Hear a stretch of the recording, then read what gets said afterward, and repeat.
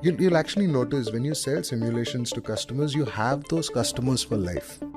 They don't forget you because they know that, this is the kind of feedback you can expect from the audience. Yes, right? It is something definitely very different for the audience, and it shows when, the learning, which is predominantly doing on the simulations, absolutely makes a huge impact, and not to forget the entire experience, which is almost kind of a novelty, at least it was back in the days when we started.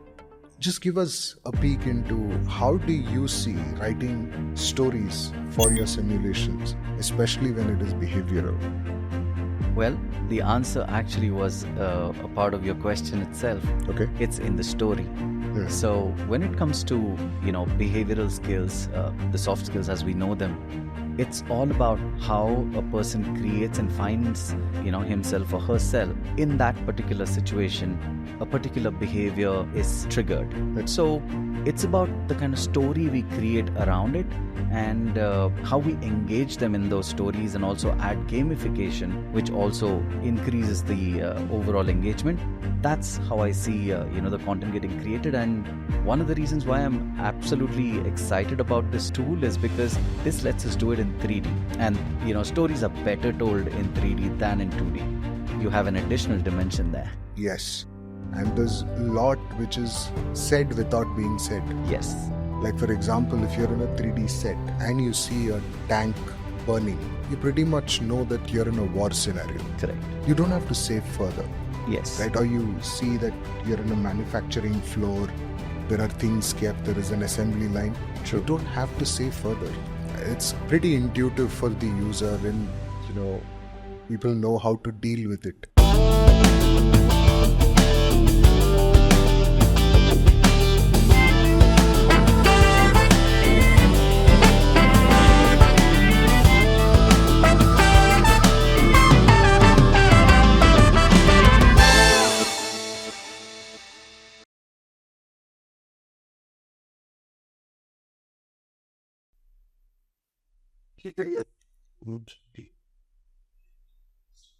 Hi, welcome to the Immersive Edge podcast powered by mix3d.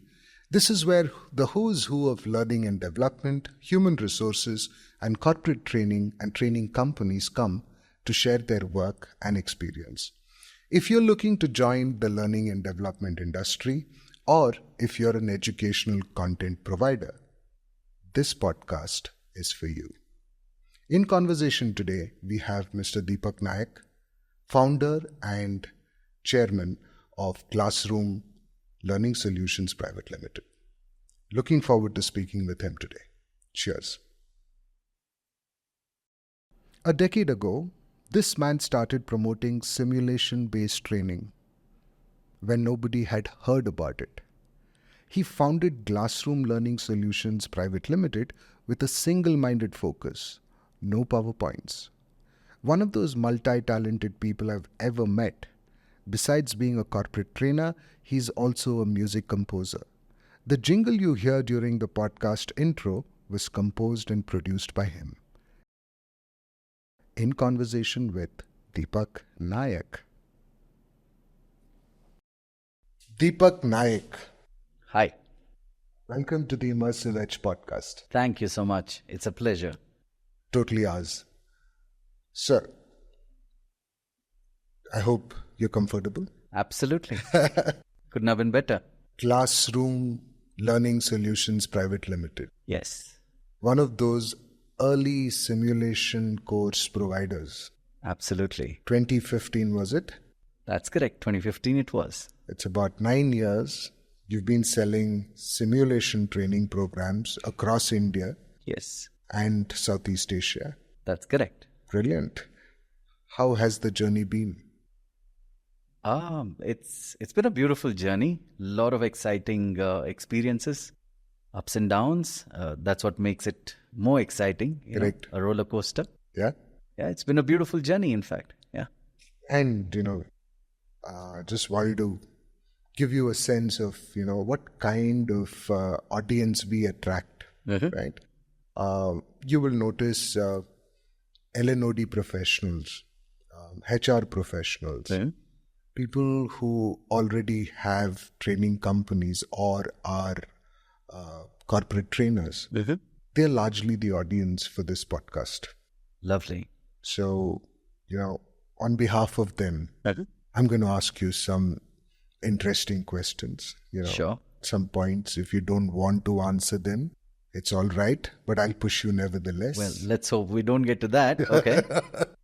No, because learning and development, according to me, is going to go for a complete overall. Reason I say that, if India's GDP in the next 15 years is going to kind of double, naturally we have a big role to play as well. True. As the L&OD departments, maybe in a company, or the service providers or product creators or content creators. There's a lot to do. True. You can't double your GDP without a trained workforce. Absolutely. Right? As per the research that we've done, there are about 6,500 registered training service providers in India alone. In India alone. About 1.5 lakh corporate trainers, right? And it's not enough. Actually, we need more.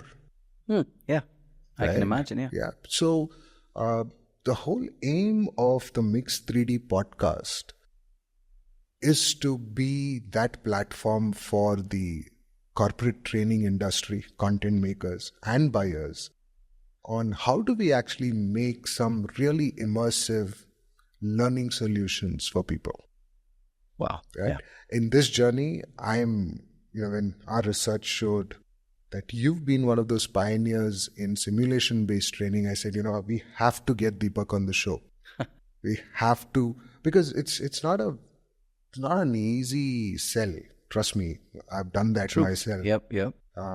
Simulations require an informed buyer.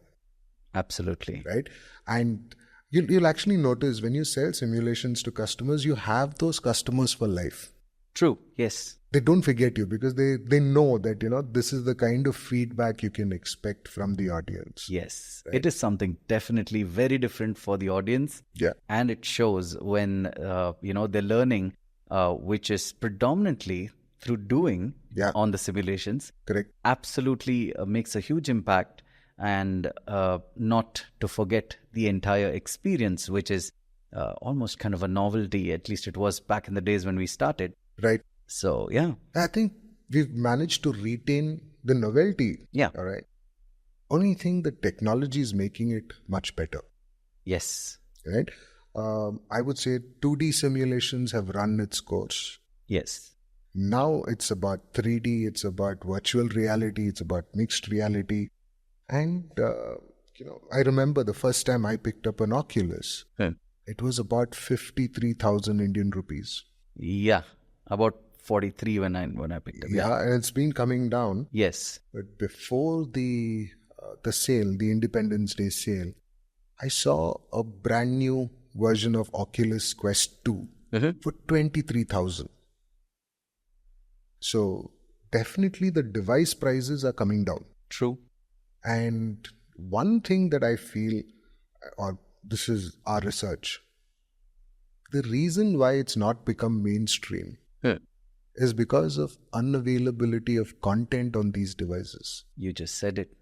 That is exactly the reason why we are still staring at a future where it will become mainstream. It definitely will be mainstream. Yeah, and when it does, that's where I think, companies like Glassroom, in collaboration with mix3d, yes, we should be able to put out as much content as possible, educational, corporate training content, assessments, yes, you name it, in different forms.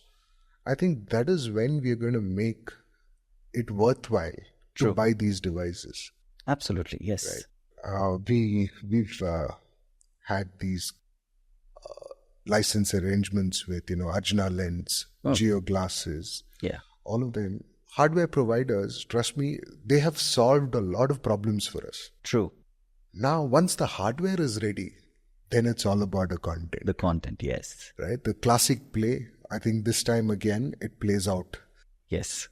And we're looking forward to your ambitious plans for Glassroom, to have a channel with mix3d, right? And what is the kind of time span you're looking at before, you have a good amount of inventory in your channel? I think good amount of inventory is a very subjective term, because I think there will be a requirement for a lot of content. Right. And with a little bit of experience that I've had on the tool just a while ago, I can tell you that there is so much that can be done with that tool. Yeah. In fact, to be quite honest with you, the kind of content that I saw that the tool was rendering, if I were to think of creating that kind of content all by myself, I think I would say something around a year, if not 9 months to a year, definitely. And a lot of money. Definitely a lot of money, good amount of money, and lot of skills that people need to bring to the table, be it coding or, animation and so on and so forth, because 3D, of course, is a whole different ball game as per what I've seen. But yes, with mix3d, to answer your question, I think we should be able to see significant amount of content in possibly 3 months. Yeah, maybe push it to 4 or 5 max, but yeah, it will be a continuous process. We will be creating more and more content as we go, but sizable content, yeah. Brilliant. I think 90 days is a fantastic build plan. And, tell us more about the kind of products you're planning to build in your channel. So our focus has always been on, the behavioral and the soft skills, because we believe that these are skills that people really need to improve on, and there's always more to learn. As much as you might improve on these skills, there is a lot more that the world is asking for, and people want to improve. And there are courses that we can come out with on behavioral and soft skills based programs. We also see a lot of programs that we would be creating around the business essential functional skills for running of everyday businesses, for leaderships to make better decisions. I think that would be our key focus as what I see right now. Largely in the behavioral programs. Soft skills, functionals, and of course we wouldn't want to let go of assessments, which also could be a great way to use the tool to create content. Help me and our audience. I understand building simulations for, let's say, largely math-oriented subjects like operations, projects, finance. It's pretty easy. I mean, it's easier. Yeah. Let's say that. But when it comes to behavioral, subjects, building simulations, according to me, is a little difficult. Is that? You can say that. Yeah. So just give us a peek into how do you see writing stories for your simulations, especially when it is behavioral? Well, the answer actually was a part of your question itself. Okay. It's in the story. So when it comes to, behavioral skills, the soft skills as we know them, it's all about how a person creates and finds, himself or herself in that particular situation where a particular behavior is triggered, right? Or a style of, say, communication, or be it, any other soft skills that we have in question is present. So it's about the kind of story we create around it, and how we engage them in those stories, and also add gamification, which also increases the overall engagement. That's how I see, the content getting created. And one of the reasons why I'm absolutely excited about this, tool is because this lets us do it in 3D. Yeah. And, stories are better told in 3D than in 2D. Agreed. You have an additional dimension there. Yes. And there's a lot which is said without being said. Yes. Like, for example, if you're in a 3D set. Yes. Right. And you see a tank burning, you pretty much know that you're in a war scenario. Correct. You don't have to say further, Yes. right? Or you see that you're in a manufacturing floor, there are things kept, there is an assembly line. True. You don't have to say further. True. It's pretty intuitive for the user, and people know how to deal with it. Yes. One very interesting thing, there's another guest we had on this podcast. He said something very very profound about a 3D experience. Mm-hmm. There are no passengers in a 3D experience. Absolutely. You have to do something. You have to interact with your environment. Correct. Else, in a classroom kind of a program, there are people who have mastered the art of sleeping with their eyes open. Well, yes. I don't blame them, Largely, death by PowerPoint is a real thing. Yeah. In a classroom, after a few minutes, however engaging the trainer or the facilitator is, there are moments where this happens. Yes, definitely. Right? Especially those who are, spending a lot of time. There is a lot of action in the office. There is no time to breathe or let alone have a coffee sometimes. Yeah. And here you are in a classroom for an entire 8-hour session. True. Yeah, I understand. Yeah, I've done it myself, and we would use a lot of different activities to try and engage the audience. But then again, there's only that much that you can do in a classroom or with a PPT. One of the reasons why, in fact, Glassroom was started is because we felt I really wanted to do something different, and I had been doing training programs using PPTs, I think almost for a decade by the time all of this was happening. So I was like, hey, there has to be something else. Yeah. That's one of the reasons why Glassroom was started. No more PPTs. Yeah, just no PPTs. Just ensure it is I can see. Yes. PPTs are okay. I'm not against PPTs, to be honest with you. Yeah. It's definitely a fantastic tool to use. But then again, how we use it and how much of it do we use in a training program makes a huge difference. Correct. I also believe excessive use of simulation is also a deterrent. Yes, absolutely. There is something called as simulation fatigue. Correct. Yeah. Can you tell us a little more about simulation fatigue? Well, it's something that we see in people when they are, experiencing a simulation for a prolonged duration. At some point, you tend to start disconnecting from the real world, and you're in it, and then, you're constantly thinking, making decisions. But then again, it's, if I could put it, let's look at it as, you gaming for a long time. You can game, you can have fun. But after a while, if you continuously keep doing it, you will feel the fatigue, though you might feel that, hey, I was just sitting in one place doing this, but then your mind is working, constantly. So what according to you is a good mix of, how do we avoid, let's say, there is simulation fatigue, which is a clear and present danger. Right. The same thing if you take it to an extreme, instructor-led training, the longer you do it, you're definitely losing your audience. Yes. What mix of an instructor and a simulator is the right mix?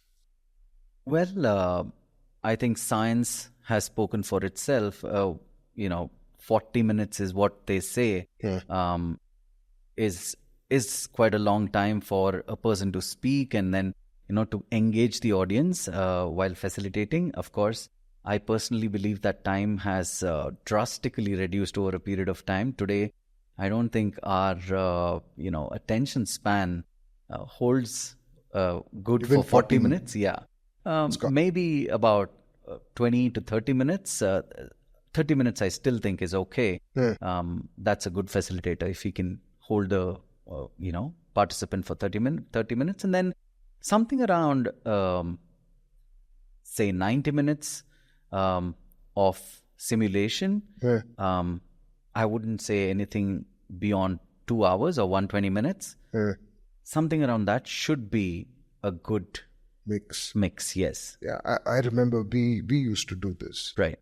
a 90-minute session Uh-huh. or a 120-minute session, Uh-huh. there's a briefing Uh-huh. where the trainer guides you Uh-huh. what is the task, so on and so forth. Then you divide them into groups of 3 Right.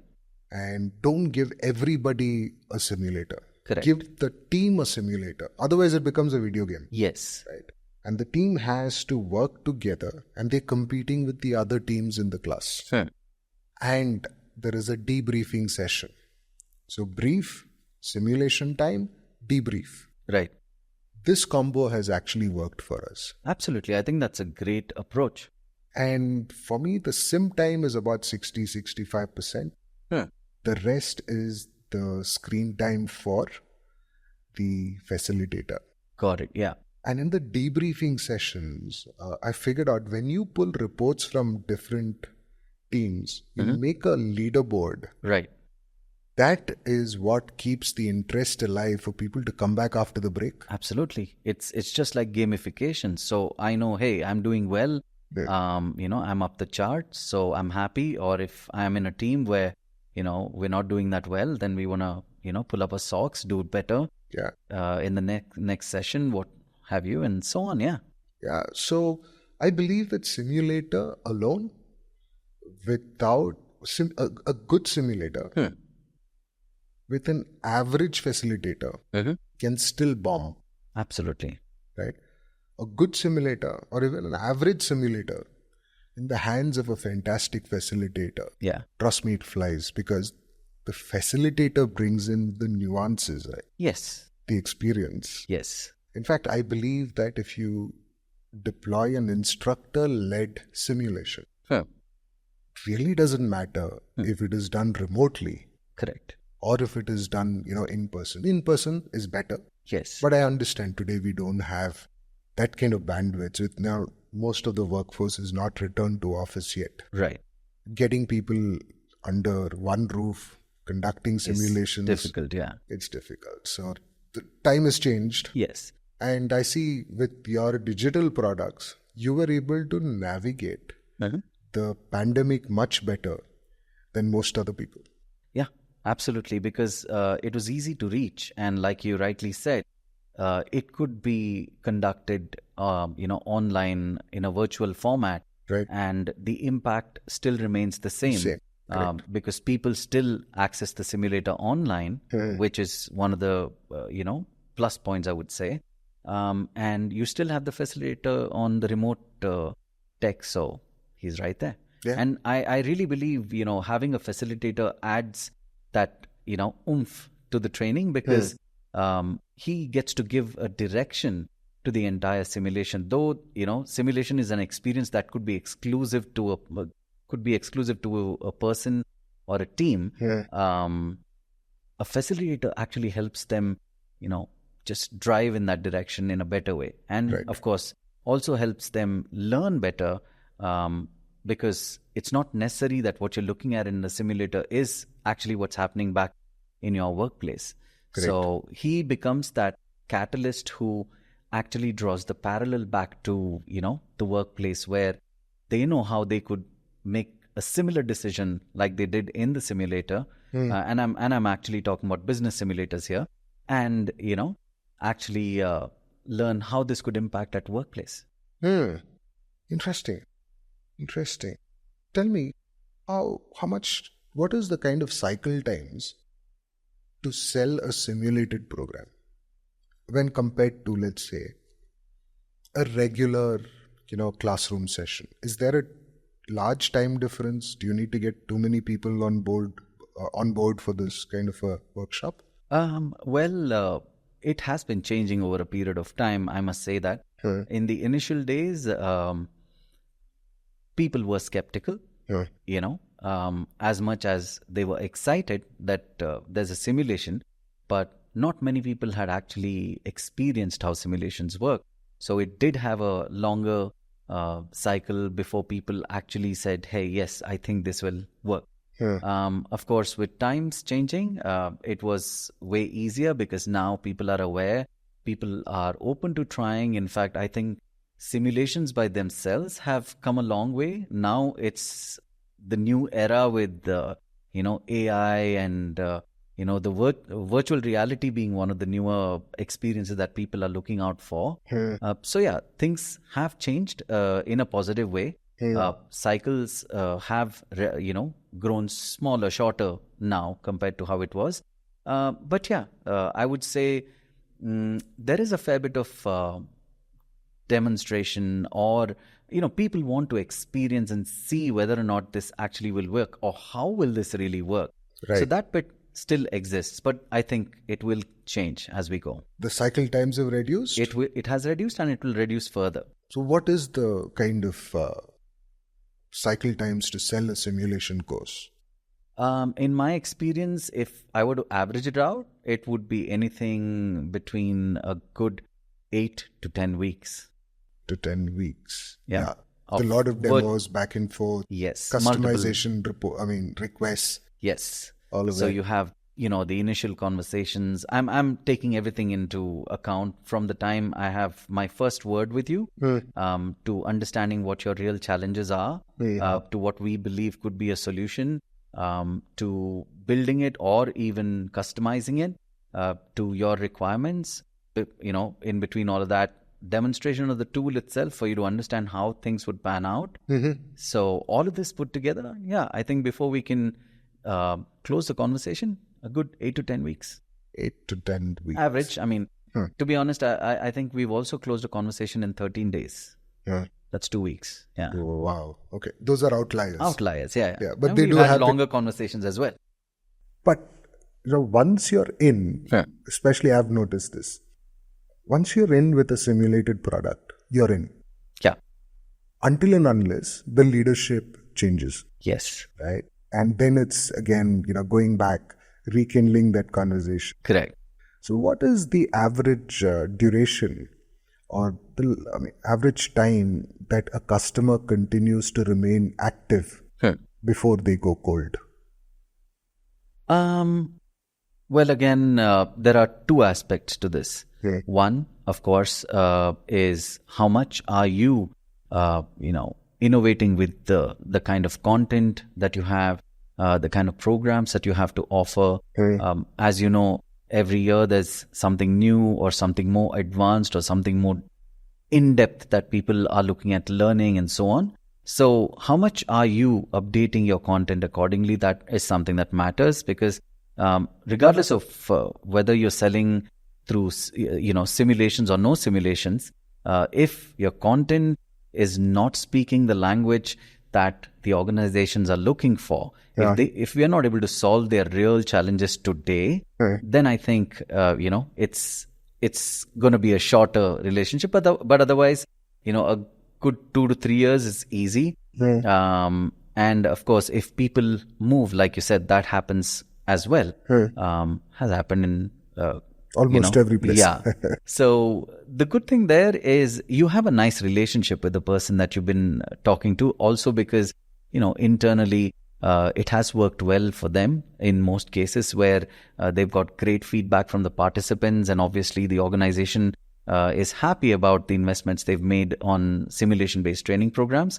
So even when they move to a different organization, they tend to keep us, in their mind for List maybe of after preferred vendors. Exactly. After a few months of they spending time in the new organization, they tend to get back, and we get to start a new relationship there. And also we get to get introduced to a person who's probably filling in for them in the older organization. Of course, like you said, we have to rekindle the conversation. It's a new relationship again, and then continue. So it does happen.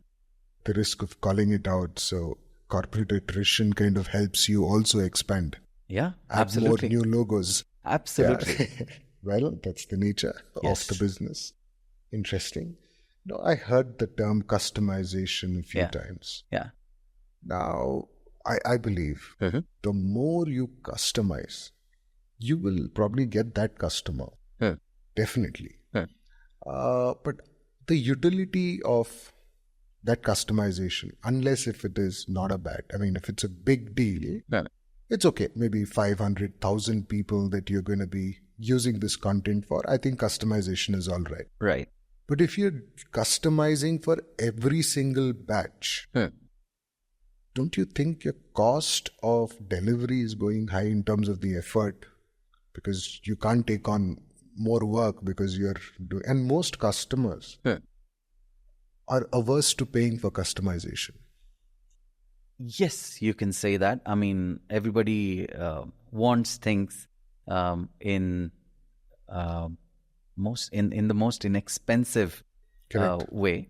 But then again, like you rightly said, I think clients do understand that there is a significant cost that goes into customizing. And when we talk about customizing by itself, it's also about how much and what you customize. Now, if I could say this, the content will remain quite similar. Maybe a few concepts get added, or maybe a few concepts may be removed, depending on a client's requirement.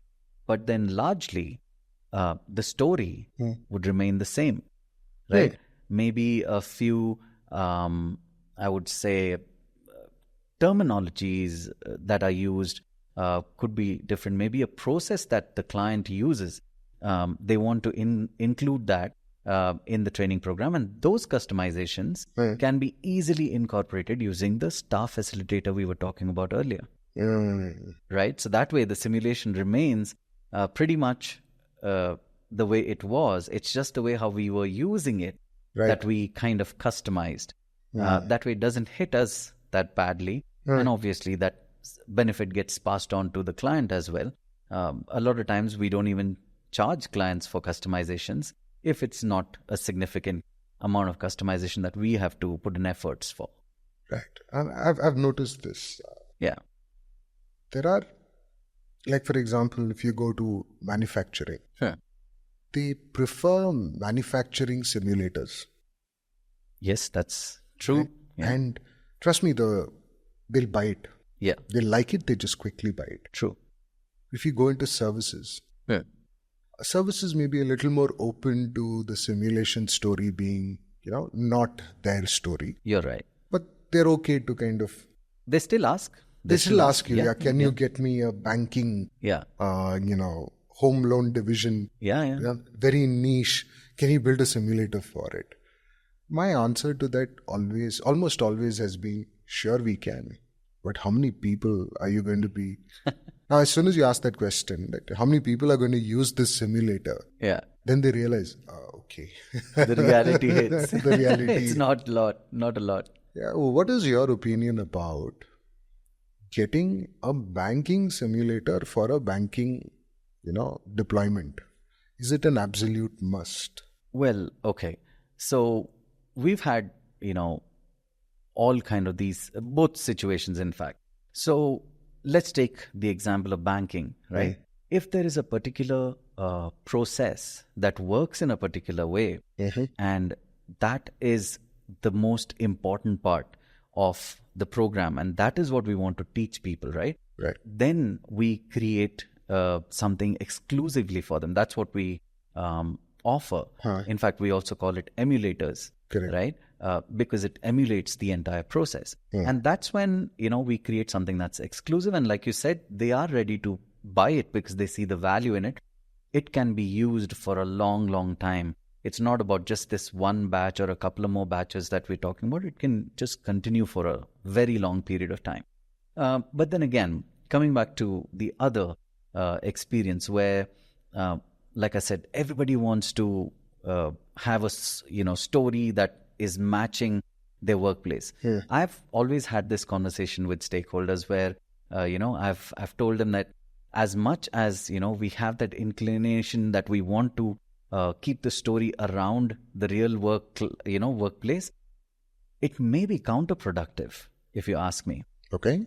Because a lot of times what happens is people have the mentality where they want to lift and shift things either from workplace to the simulator or from the simulator to workplace. Correct. Let me tell you, both ways it's not going to work. Because a simulator at the end of the day is still a simulator. It feels like it's real, but it's not real because we are exaggerating a lot in a simulator. It could be exaggeration of incidents that happen in a simulator. It could be exaggeration of time in a simulator. In a 2 days program, I typically will have them go through almost 2 or 3 years worth of an experience. Correct. I'm speeding things up. Now, if you try to correlate the two and try to have things from the simulator going back directly, might not work. That may not work. Instead, what I would always keep telling people is, we are trying to train people on a particular competency or a skill set, right? If you take an example of operations management, right? Operations management, the fundamentals of operations management will remain the same regardless of which industry you belong to. Correct. The way you apply operations management will vary from industry to industry. Right?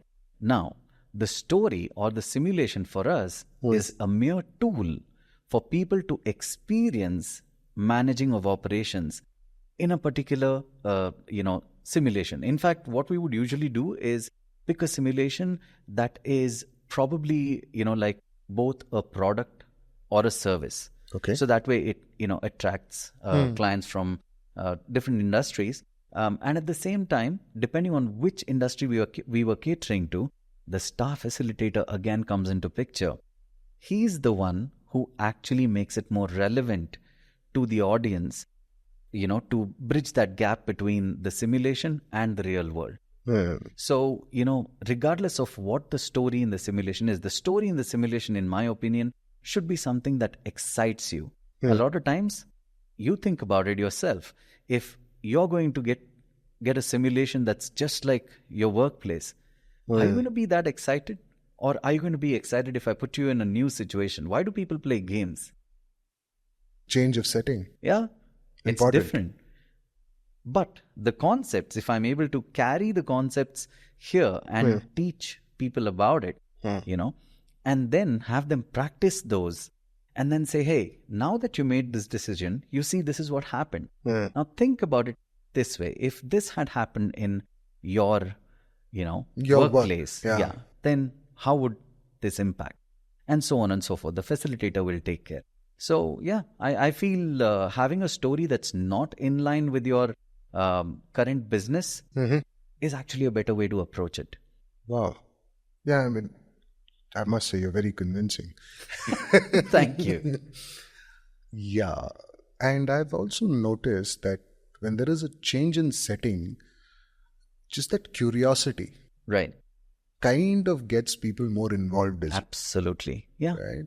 Yeah. That makes sense. I think the next time somebody asks me for, I want a simulator for my industry, I'm going to try these lines. Just ask them if they want to teach people about a process or a system, or if they want to teach people about a particular competency or a skill set. You'll have your answer right there. That's a good one, and I'll use it. Yeah. Thank you. So I'm going to now ask those, how do we call this? Coffee with Karan questions. Okay. All right. No, rapid fire kind of a thing. Okay.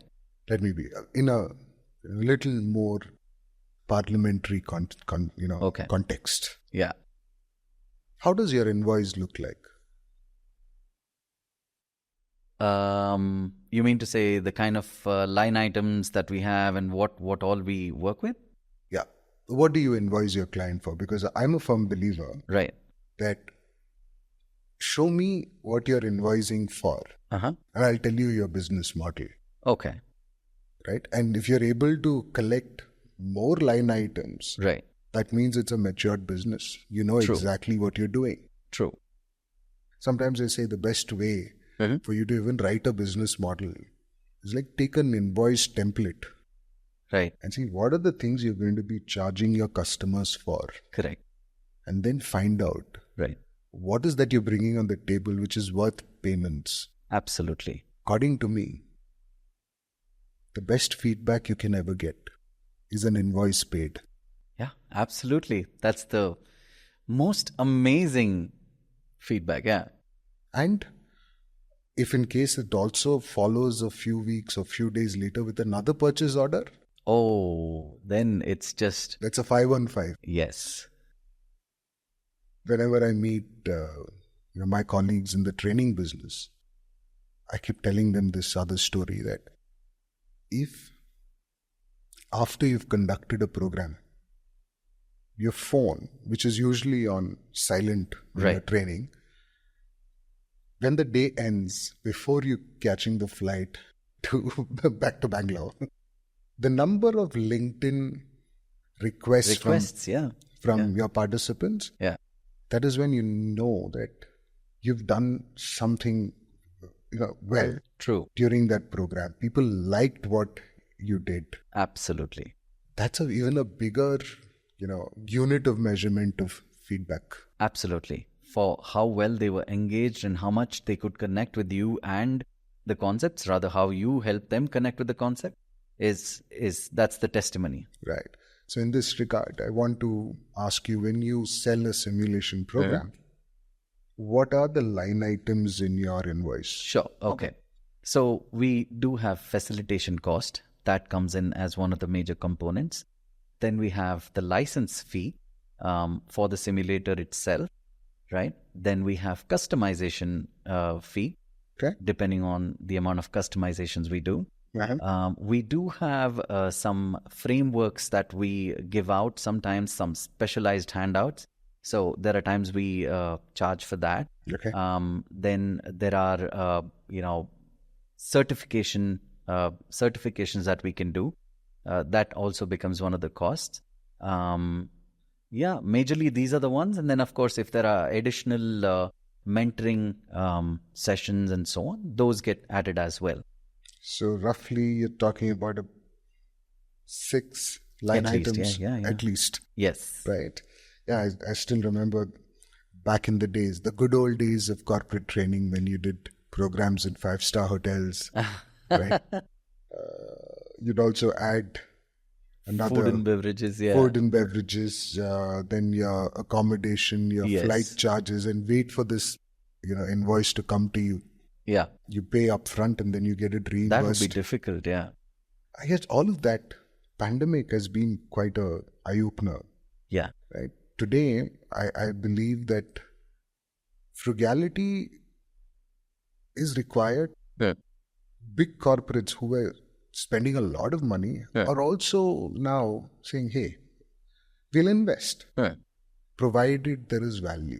Exactly. It's more value driven, if you ask me. I mean, if there is value, people are ready to pay.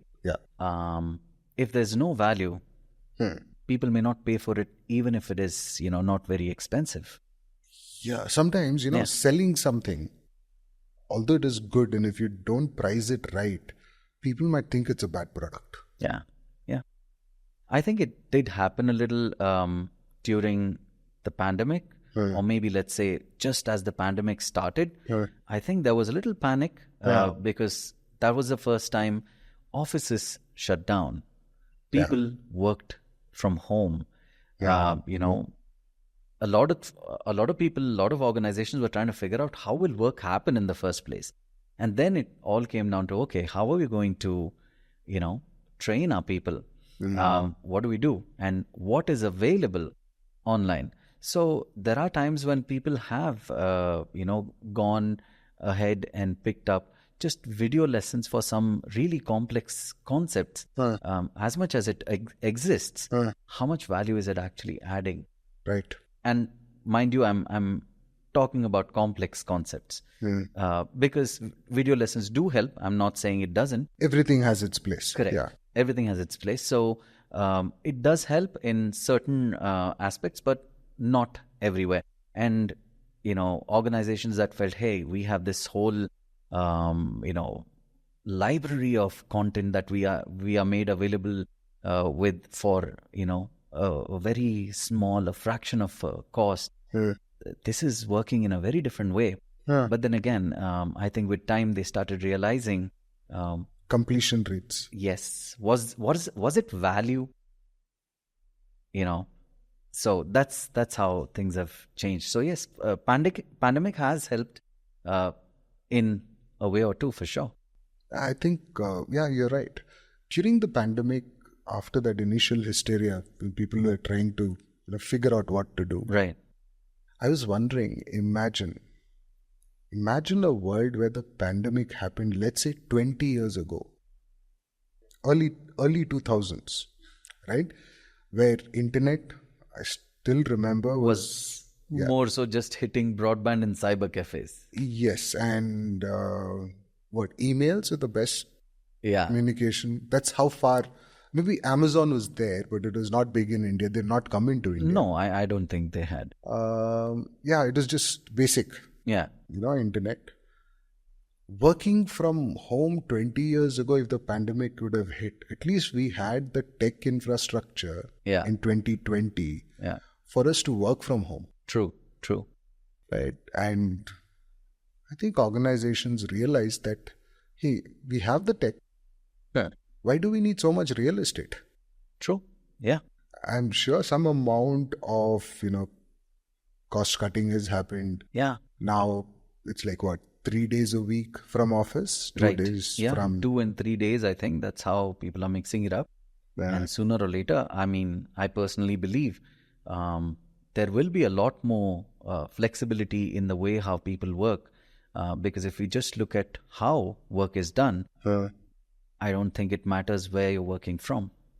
Right. That level of, technology and the way to measure productivity and things like that, if they are in place, which I think sooner or later it will be. I think a good amount of work has been done in that space. Absolutely. Technology has actually, I would say accelerated. It has. In those areas again. In your opinion, has the learning service providers kept up with the technology? Well, the only thing that I see a lot of people have done is stood in front of a camera instead of a classroom.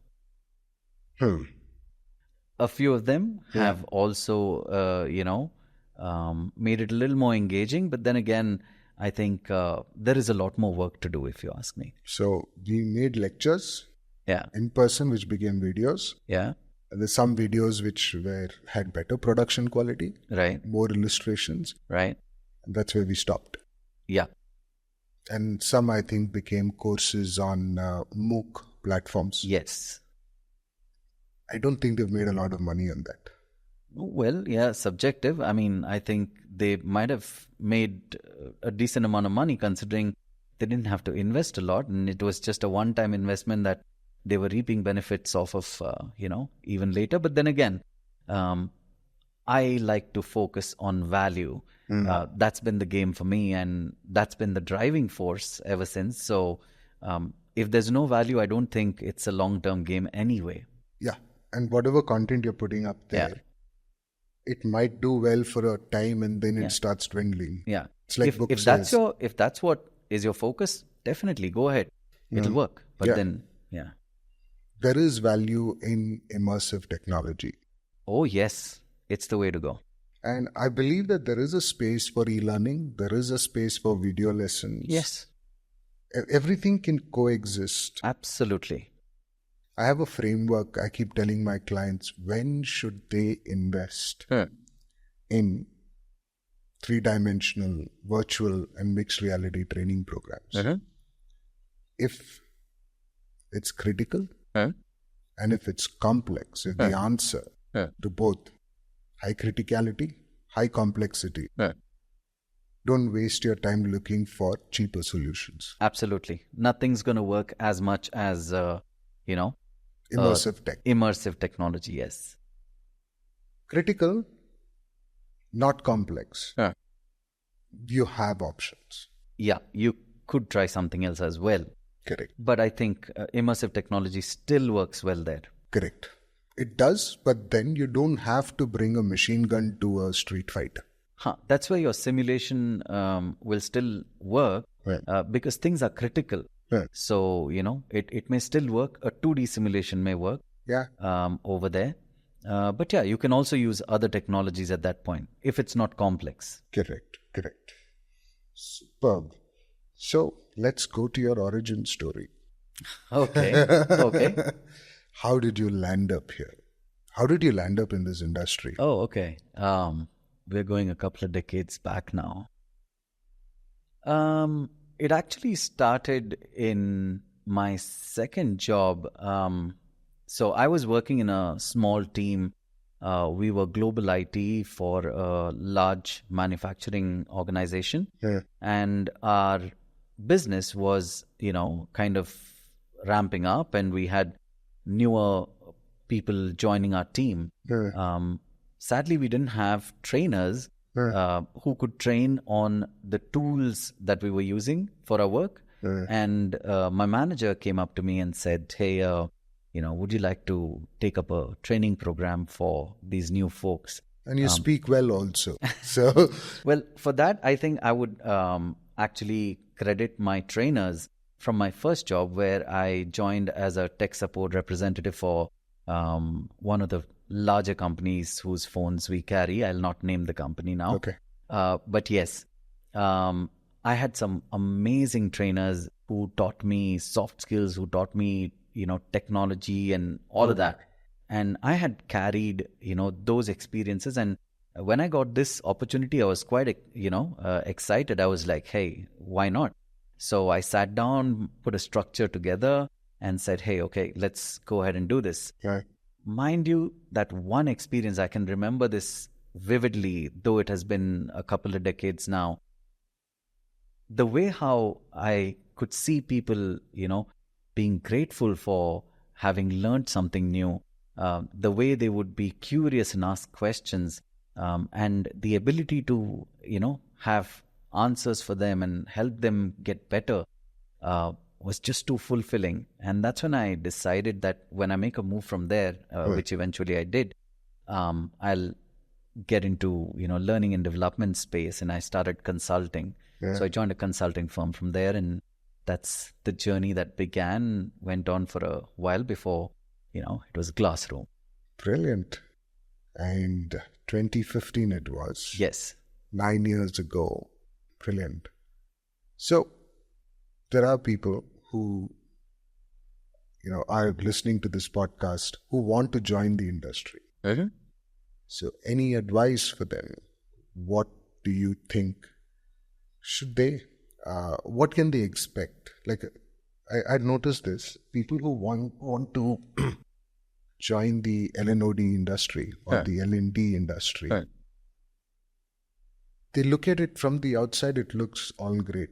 Yeah. Right? You come in, you work, you do a few hours showmanship. Yeah. And you stand in front of a class, or, if you're a facilitator. I mean, I was a facilitator for a long, long time. I still love facilitating.